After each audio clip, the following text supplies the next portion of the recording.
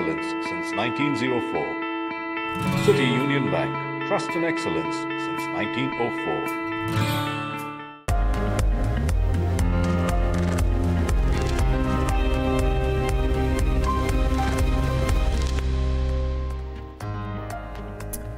Hello and welcome to the F&O Show on Bloomberg Quint Live, India's first digital live streaming business news service. I'm Darshan Mehta. Good morning, Agam. Good morning, Darshan. I'm Agam Akhil. Here are the headlines.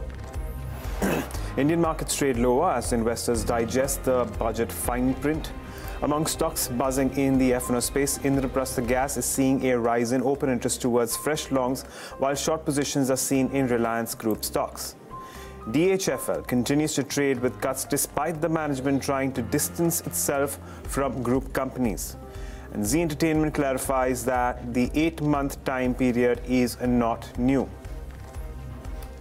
Okay, let's take a look at what's happening as far as the market is concerned. The Nifty is not doing well at this point of time. It's down close to 0.5%, below the 10,900 mark in trade. So we are down 60 points on the Nifty. So there is negative traction that's happening. Open interest build up of 2%. The Bank Nifty is even weaker. It's down over 250 points the last time I checked, down by almost 0.7%. So there is clear indication of weakness that's happening. 11,000 continues to be the big resistance level for the market. Even at 10,900, there is writing that's happening. So this is where almost 35 lakh shares is the total open interest build up on the Nifty side, on the higher side, on the call side. Put writers are active from levels of 10,800 to lower levels. Where are positions being taken today? Let's see what's happening there. Again, call writers are active from 10,900 to higher levels, and put writers from 10,800 to lower levels. So that's the trend that we are seeing at this point of time. Agam, anything that you're spotting on the F&O side? Yeah, certainly. There's a lot of traction in Reliance Group stocks. Of course, this is on account of the possibility of some very big changes with respect to Reliance. That is the ADAG group. But that said, we have a lot of movement in Container Corp, because that's where we've seen about 34% increase in OI.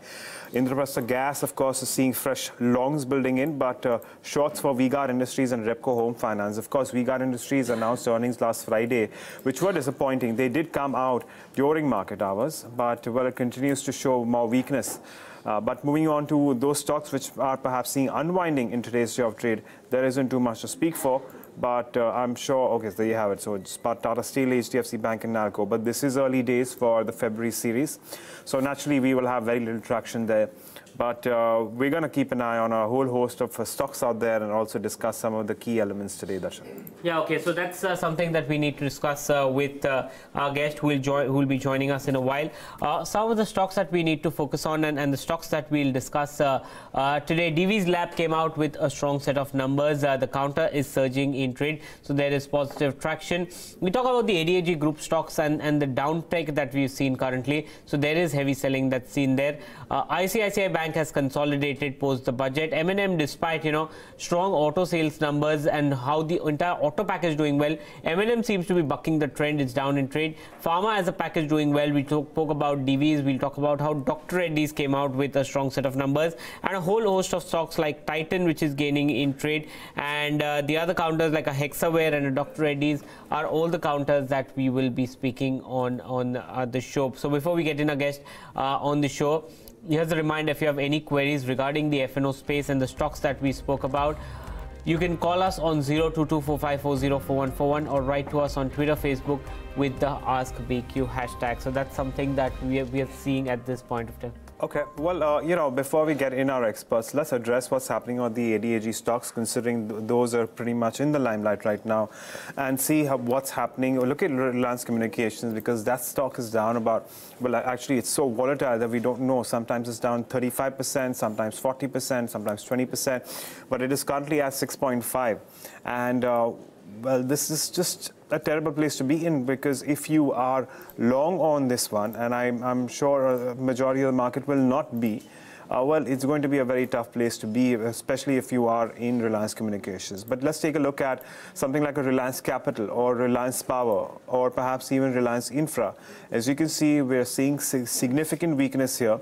And this is, of course, well, this is a possibility of Reliance Communications entry into bankruptcy proceedings, and where they have suggested the minority lenders are being unreasonable. That is what the management of Reliance Communications has termed the minority lenders as, and which is why we're seeing significant increase in open interest towards fresh shorts. So there you have it. In France, something like a Reliance Power also heading down lower. So if you see the top 4 F&O losers, all of them are ADAG stocks. Arcom, because of the difference between NSE and BSE rates, can be down anywhere between 40 to 50%. Reliance Power is down 20%. Reliance Capital is down 12%. Reliance Infra. There are 2 companies which are non-F&O. One of them is Reliance Naval. I think it's in the F&O also, or it was. Reliance Naval is the only one, and one that's definitely not in the F&O, and that is Reliance Nippon. So probably Reliance Nippon is the only ADAG stock where some bit of positive traction can be expected on RNAM, but that's also not doing well compared to what an HDFC AMC does or that. So that's the big problem that Reliance is facing.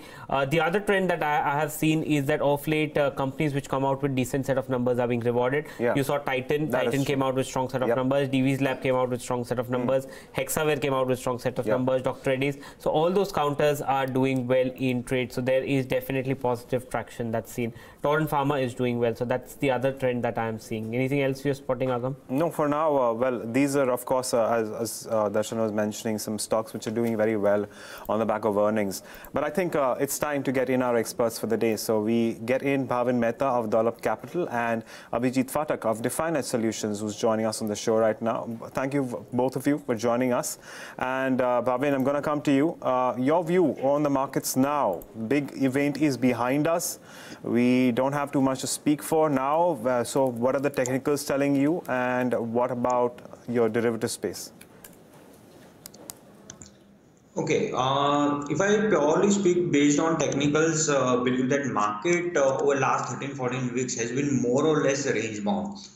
We have not seen market moving much below level of 10,600. At the same time, on downside, on upside, it is also not making any major move above level of 10,950 to 11,000. So my sense is that probably this is the consolidation that market has established for itself. The head and shoulder pattern on the daily chart seems to hold true even at this particular level. So I would not be very much positive unless Nifty move past level of 11,000 on the upside. 11,200 technically remains a major supply zone. And at the same time, volatility index has come down sharply. So that remains in favor of majority of the participants. And on other hand, the seasonality factor with respect to February is particularly negative, which is my concern. So I would not be going extremely positive at 10,950, 11,000. At the same time, believe since 10,600 remains a major support, would look to that particular level to add on to the long side. Okay, that's the trend. What's the strategy and what's the stock specific strategy that you have for us, Bhavin, today?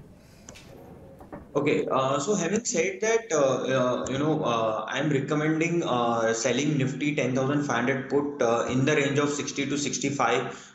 Stop loss is close to about 80, target 20. This is particularly in line with the market momentum that is witnessed currently. So I'm anticipating that this particular downtick one can use to short. This is a very short-term kind of a view for about 1 or 2 trading sessions. So if probably post 2 trading session, if client is not making money, he may move out from the same. Okay, let's get in Abhijit Phatak as well into the conversation. Abhijit, good morning to you. How are you looking at trade now when it comes to the benchmark indices? Yes, it is range bound, and as long as Nifty futures is above 10,800, it can make an attempt again towards 10,950, 930, 950. So as far as Nifty is concerned, it is a buy on dip with a stop loss below 10,790 on the futures for a maybe target of 900 or 10,900, 930. And Bank Nifty also is in a range, but I would recommend selling us 27,000 monthly straddle, both of which are about 400, 450. So total is about almost 850, 860. So that can give 100 or 150 points on the lower side in the next few, maybe couple of days or maybe a week. Okay, Abhijit, what would your course of action be once we do see the Nifty move above the mark of 10,950, 10,930 as you have suggested? Yeah, the most critical level which I'm watching at is 10,990 on the Nifty spot. If it closes above that, then we have a good run, maybe another 200 points, maybe about 11,200. So as long as it is below 10,990 on the Nifty spot, it might remain range bound. And above a close above that will be a very bullish close. Okay, what about you, Bhavin? Stock specific, which are the stocks? Okay, I'm concentrating because markets are negative, I'm concentrating more on the buy side. Recommending long on escorts in the range of 675 to 670. Stop loss should be placed slightly below today's low. It's currently around 665. Anticipating stock to move higher, closer to 700. Second stock on the recommendation would be Axis Bank. Now, post the number, we have seen a good momentum in this stock. In fact, the entire banking on that particular day was on momentum. So, anticipating this stock to move closer to level of 725. This is a bit high risk call. Stop loss should be placed around level of 698. And what stocks do you like, Abhijit? Yeah, one is selling Reliance Capital on any rise as long as it is below the morning high, which is about 182, and selling it, and I'm expecting a target of 150 on it on the futures as long as 182 is not crossed. So with a stop loss of 182, sell it on rise for a target of 150.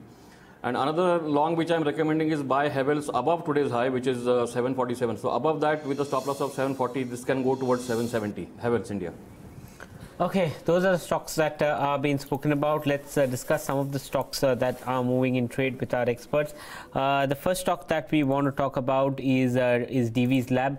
Came out with strong set of numbers. The counter is up almost 3% in trade. Abhijit, does Divi's warrant a long at this level? It's at 1592 currently. Would you buy at this level? Would you wait for a decline, or it's a total avoid from you? No, it will be prudent to wait for a decline because, like I said, since Nifty is not at near the support level, so maybe wait for a decline and then buy it maybe around 1580 kind of level with a stop loss of 1560 on the futures. Okay. All right, let's pull up Dewan Housing Finance because we have a bunch of queries on this one. And of course, as we all know that CARE Ratings has raised concerns with respect to its portfolio. It's currently under pressure, Dewan Housing Finance. And of course, we at Bloomberg Quint also spoke to the management this morning. And there were a lot of updates here. And the management is also trying to distance itself from the group companies and their exposure. Is there anything else that stood out for you, Darshan, in that conversation that the management had? So basically, what Dewan Housing said was that he himself is surprised that yields as well as share price were the reasons why CARE Rating and the other rating agencies downgraded. So they did not focus more on the fundamentals. They spoke that they have sold assets in their in Adag housing. Yeah. But he didn't disclose the number earlier in the press, but he said that it's a little over 200 crores. So for a company which has a lot of issues, I think 200 crores is negligible. Right. That's come in. But I think that given the issue and I'm really surprised. Dewan at one point of time was trading in excess of 650. It's at almost went sub 100 today. So no smoke without fire. I don't want to judge the financials or what. Yeah. But I think such a big move will not come only on the back of liquidity crisis in the NBFC. Well, it certainly recovered from day's lows because early in the morning it was hovering around the mark of 100. It's down 3%, but it's come up and it's at around 108 odd levels.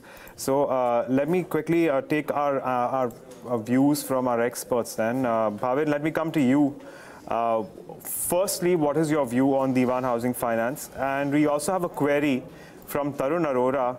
He says that he has bought the 100 put of Dewan Housing Finance. What's your view here? Stock has already corrected very sharply over last couple of trading sessions. Definitely there are a lot of concerns ongoing, but the way overall development is, I will still not suggest to go bottom fishing in this particular name. View will continue to remain negative. However, looking at unfavorable risk reward ratio. So here, if I want to short at this particular level, my risk reward ratio is not a perfect one. My stop loss could be somewhere around level of 118, which is almost like 10% higher from current level. So my sense is that one should wait for a probable bounce back. Watch out for level of 112 to 115, how it behaves around those levels before going fresh short on this company. Okay, Bhavin, let's talk about the ADAG group stocks. There is enough selling that's happening there. Any of the ADAG stock that still looks a short at this level, or would you be a contrarian here and buy any of the ADAG group stocks? Okay, no, I definitely I would love to trade with the trend. I would not go contrarian on the names where we are looking at very sharp sell-off. Yes, there can be probability of some kind of a trading bounce back to play on the long side, but the trend, I mean, majority of them are moving closer to days low when markets are witnessing some amount of pullback rally. So definitely not particular keen to buy these names. On downside, I believe that still there can be some amount of pain left.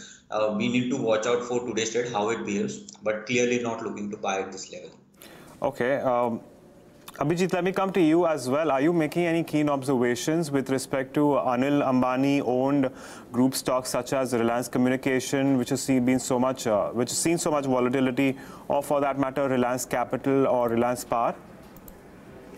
No, like I said, in fact, I am looking for a short again in Reliance Capital on any rise. And there is no question of bottom fishing in any of them. And unless there is some meaningful buying happening there is no question of buying any of these stocks at this moment. Maybe going short on any pullback, looking at a resistance, that is the only way in these stocks. Abhijit, has ICICI Bank topped out according to you? What's your view on ICICI Bank? Yes, for the short term, it has definitely topped out, and I wouldn't advise any longs in that right now. Whether it will go down substantially, that is something which I can't say right now, but definitely no buying at these levels.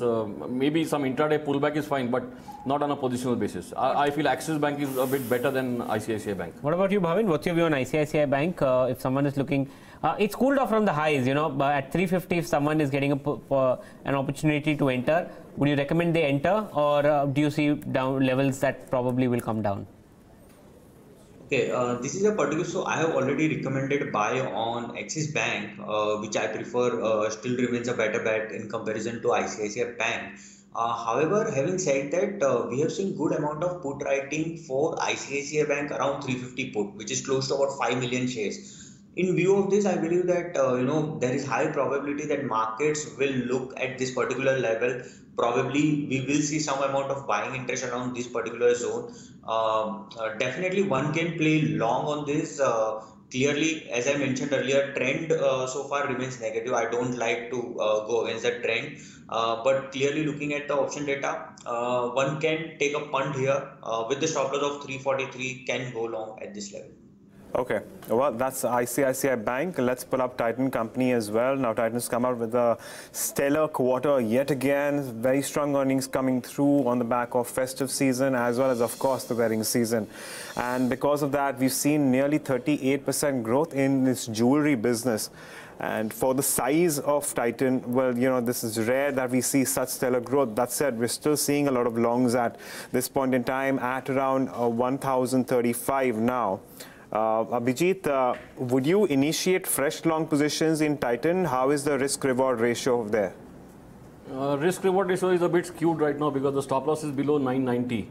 So I would wait for a dip for any fresh longs. Going long at this might be a bit risky because the risk is quite high.